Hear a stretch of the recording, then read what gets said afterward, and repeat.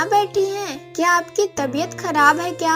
हाँ बहू, तबीयत थोड़ी खराब लग रही थी, इसलिए नींद से उठकर सीधा यहाँ चली आई। अब धूप की गर्मी में शरीर थोड़ा अच्छा लग रहा है। कुछ काम था क्या बहू? तुम कुछ कहना चाहती हो?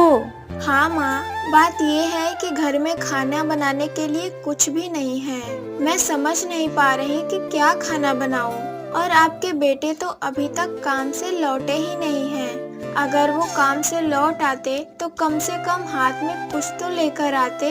अब सुबह से दोपहर होने को है, हम सब भूखे हैं। सुबह उठकर तालाब के किनारे शाक सब्जी तोड़ने गई थी। वहाँ जाकर देखा रोहन की माँ सारी शाक सब्जी तोड़ कर ले गई। अरे अभी तो कुछ ही दिन हुए हैं, तुम बहू बनकर इस घर में आई हो और तुमने अभी से ये सब काम शुरू कर दिया बहू। ये सब तुम्हें शोभा देता है क्या?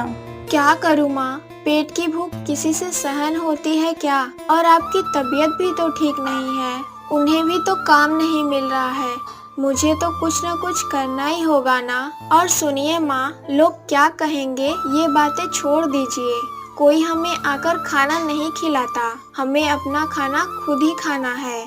सचमुच बहू, तुम्हारी तरह अच्छी और लक्ष्मी जैसी बहू मिलना मुश्किल है।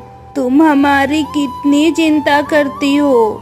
सचमुच भाग्य से भी ऐसी बहू नहीं मिलती। तुम लंबी उम्र जियो बहू, बहुत साल जीवित रहो बेटी।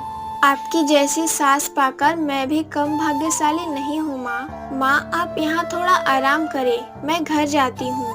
जाकर देखती हूँ, वो भी थोड़ी देर में आ जाएंगे। अगर वो अपने साथ कुछ लेकर आए तो मैं खाना बनाकर आपको और उनको खाना देती हूँ, ठीक है? ठीक है बहू, तुम घर जाओ, मैं यहाँ थोड़ा बैठकर आराम करती हूँ। आप आ गए हो? कुछ लाए हो खाना बनाने के लिए? सुबह से चूल्हा नहीं जला। माँ की तबीयत भी तो ठीक नहीं है। अगर ठीक से खाना नहीं खाएंगी तो वो और बीमार पड़ जाएंगी। हाँ भाग्यवान, मैं आ गया हूँ और थोड़ा सा काम किया था, इसलिए कुछ बाजार करके ले आया हूँ। रसोई में जाकर देखो, कुछ बैंगन और आलू रखा हूँ, उन्हें काट कर खाना बना लो। ठीक है, फिर मैं थोड़ी देर में खाना बना दूंगी। और सुनो, कहीं कोई काम मिला है क्या? नहीं नहीं, सही से तो ऐसा कोई काम नहीं मिला है। एक काम मिला है, वो भी 15 दिन के लिए। इसके बाद मुझे कोई और काम करना होगा। हाँ ठीक है, खड़े खड़े बात कर रहे हो, बैठो ना, थोड़ा बात करें। सारा दिन तो तुम्हारे साथ दो बातें करने का समय ही नहीं मिलता। लो भाग्यवान, बैठ गया, बोलो क्या बात कहना चाहती हो? जरा जल्दी बोलो भाग्यवान, तुम्हें तो फिर खाना बनाने जाना है, बहुत भूख भी लग रही है।